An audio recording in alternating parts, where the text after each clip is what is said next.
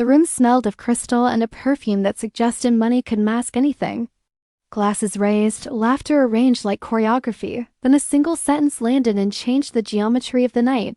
How will you spend your $3.4 million trust? For a breath, the ceiling narrowed. My name became a notation in somebody else's ledger.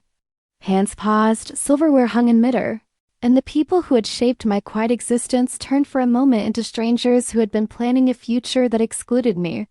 In that hush, the birthday felt less like celebration and more like indictment. From childhood, I learned how to soften myself into corners so other people's lives could be displayed without wrinkle. Compliments were tidy and conditional. Help arrived as lessons about thrift rather than a hand in crisis. At 27, I lived in a small apartment above a bakery where the pipes had their own complaints and the paint peeled like pages of a book no one wanted to read. My work was freelance design, late-night emails, frantic logo edits, the kind of projects that paid in increments and anxiety. Rent notices arrived like weather reports, inevitable and hard to ignore. My parents inhabited pictures, a house with landscaped edges, renovation before and afters posted like badges of good taste, a weekend life that shimmered with polite abundance. Their calls discussed contractors, autopilot, features, and reservations. Mine were short, often ending just as I began to explain why this month felt precarious. The last time they offered an earnest gift, it was a book about managing money and awkward. Joke turned into a memorial for the help that never came. I learned to smile at the table, to let conversation skim while my concerns sank. A week before my birthday, a boss used the quiet word downsizing. I boxed childhood mementos and office pens inside a cardboard carton and rode the bus home with the feeling that futures had been quietly rerouted. My roommate told me one sentence that took root: make it the last time they treat you like that. I did not yet know how to turn that sentence into action. So when they insisted on a birthday dinner amid clinking glasses and the hum of perfect service, I dressed in a dress that had been my interview armor and went because family rituals were stubborn things. I did not expect the ritual to become revelation. The restaurant was all glass and brass, a place that felt like a stage where everyone already knew their marks. My parents arrived polished, practiced smiles in place, and I sat at a place set with silver that reflected a life I rarely inhabited.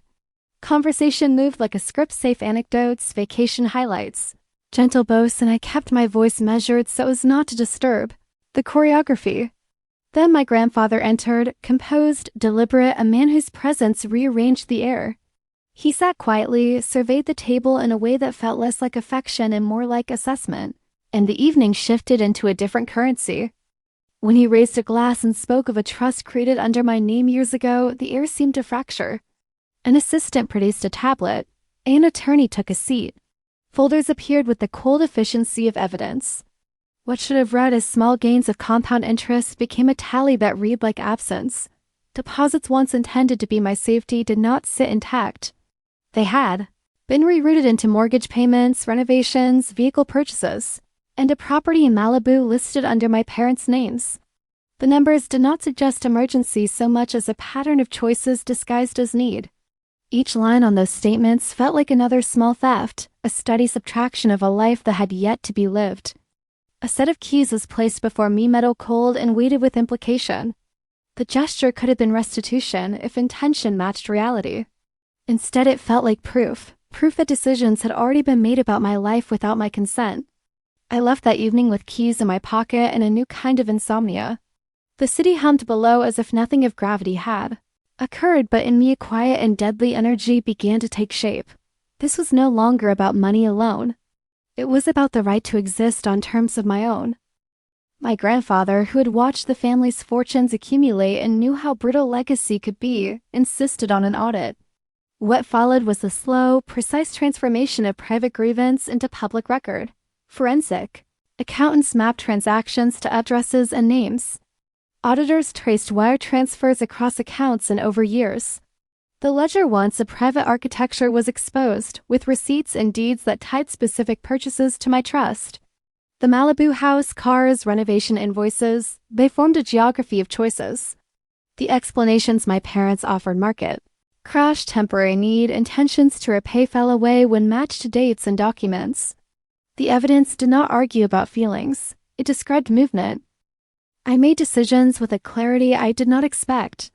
There would be no spectacle, no viral attempt at humiliation. One chose methodical reclamation, freeze orders, asset seizures, legal filings that forced transactions back into my name. Filing motions, sitting in depositions, watching lawyers translate her into legal terminology. These were not dramatic acts, but they had teeth. The term breach of fiduciary duty arrived as a mechanism to hold my parents accountable. It was an odd experience to turn familial betrayal into a legal instrument. Emotion had to step aside for precision. Each subpoena, each court date was a small insistence that my future could not be spent quietly in the background of their comforts. As the audit unfolded, a new narrative emerged in public records. Assets were flagged, liens placed, certain properties readied for sale to satisfy what had been misdirected. My parents attempted narratives of desperation, but desperation does not leave a trail of luxury renovations and property investments. The process was slow, bureaucratic, and oddly cathartic, a steady unspooling that forced names and numbers into the light. My grandfather watched with a kind of restrained relief. He had no appetite for melodrama, only for correction. In legal rooms where voices are neutral, the family's private ledger became undeniable. The consequences were not instantaneous. There were hearings, motions that dragged, and the mundane, draining tedium of paperwork that demanded attention. Yet with each document transferred, there was a small reassertion. My name belonged on accounts and deeds where it had been recorded in infancy, not erased in adulthood. The process taught me that justice can be meticulous and administrative, that restitution often lives in the texture of signatures and recorded deeds. It was not rage that guided me, but a steady insistence that my life not be a footnote in someone else's comforts. The courtroom smelled of paper and the strained air of people attempting to be impartial in private pain. Entering that room felt like stepping into a different registry of identity. Here, names were not mere intimacies, but records with the power to change life arrangements. The prosecutor presented the audit like an archivist laying out a life in receipts, transfer numbers, dates, deeds, every item cataloged to show how funds meant for my future had become the currency of other people's choices. The evidence did not need flourish. It needed clarity, and clarity was its own kind of force. My parents sat across, faces altered by the slow narrowing of the story. They had long practiced a performance of steadiness. In the courtroom there, scripts frayed. Witnesses wore the neutral uniforms of professional Rolls Bank officers who explained wiring procedures. Auditors who traced chain of title changes, each testimony attaching human consequence to lines on a spreadsheet. What emerged was not a single crime scene, but a pattern. Repeated choices that had converted a trust into a family discretionary account, a decades-long redirection of a life's possibilities into goods and projects that never bore my name. When it came my turn to be heard, the moment was quiet, almost domestic in its sound. I did not speak to shame or spectacle. Instead, I chose the steadiness of someone rehearsed in facts. My demands were measured, restitution sufficient to restore the financial foundation that had been stripped, criminal referral in instances where diversion met the threshold of fraud, and legal protections to ensure future guardianships or management could not be abused again. The language of the law made the pain legible. It asked not who felt wronged, but what could be fixed. The judge listened with a demeanor that turned private rupture into civic procedure. Orders were written that day with the clean calligraphy of consequence. Deeds reassigned, accounts restored to original beneficiaries. The Malibu property set for sale with proceeds ordered to return to the trust. My parents were assigned restitution schedules, limitations placed on control of assets tied to me, and a legal record that transformed family choices into obligations. The courtroom's machinery was not grand or rhetorical. It was small, procedural, devastatingly effective. Outside the courthouse, the city maintained its indifferent rhythm. There were no torchbearers, no cinematic crowds. The real moment of climax came later in a small domestic scene. I stood at the threshold of an apartment in Pacific Heights that had always been my name on paper but rarely my home in practice. The key in my hand turned with a sound both modest and absolute, the tiny click of a lock that had once closed around decisions made without my consent. When the door opened, the apartment smelled of neutral candles and staged comfort. The place had been furnished in my name as if my life had been curated for someone else to enjoy. Walking through each room felt like reading a biography assembled with objects taken from my account. Unpacking that day became ritual. Each box opened was a sentence reclaimed, A chipped mug became defiant proof that my life would be lived with small, ordinary choices. A lamp placed on a side table was a declaration that light in this space would now be mine. The act of arranging furniture, of choosing where to hang a painting, felt both simple and seismic. The legal victory had not erased years of small humiliations, birthdays where attention had been withheld, years of watching parents avoid conversations about hardship while spending freely, the nights spent scraping together rent. But the victory created a foundation for new choices, for a life not negotiated in whispers. Emotion arrived not in ragged triumph, but in a slow, layered tide. There were moments when I expected a flood of anger or vindictive joy. Instead, what rose was an ache complex and quiet that held both relief and sorrow. Watching my parents walk away under the weight of court orders was not spectacle. It was the real cost of choices that had once seemed small.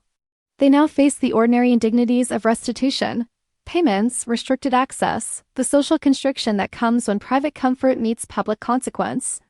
My grandfather's eyes met mine in one narrow moment. He offered no grand speeches, only his steadiness, a witness who had chosen truth over smoothing. That long afternoon of unpacking became a liturgy of reclamation.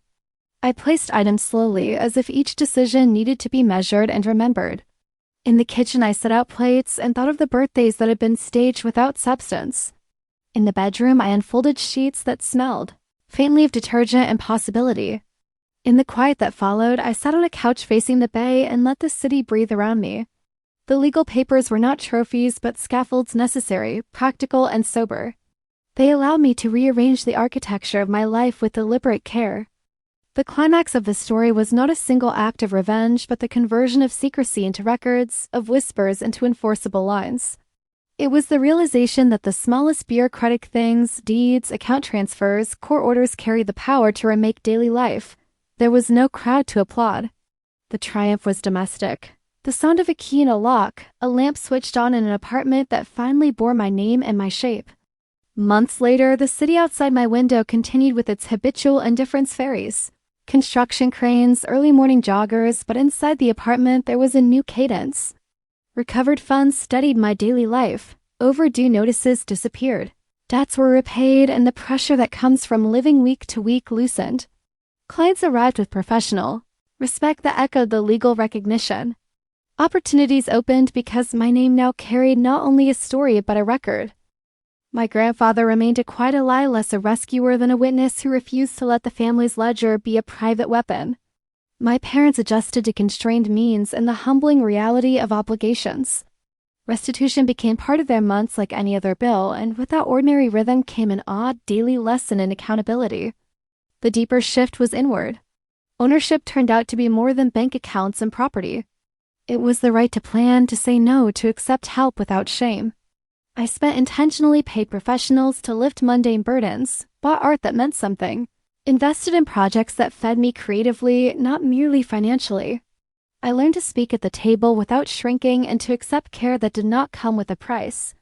Rebuilding was a slow series of small acts, appointments kept, bills paid on time, a steadier voice at family gatherings. If this story carries one lasting note, it is that restitution restores dignity even when it cannot erase the past. When the fog lifts over the bay, I make coffee, open my laptop, and start again quietly, carefully, and finally on terms that are mine.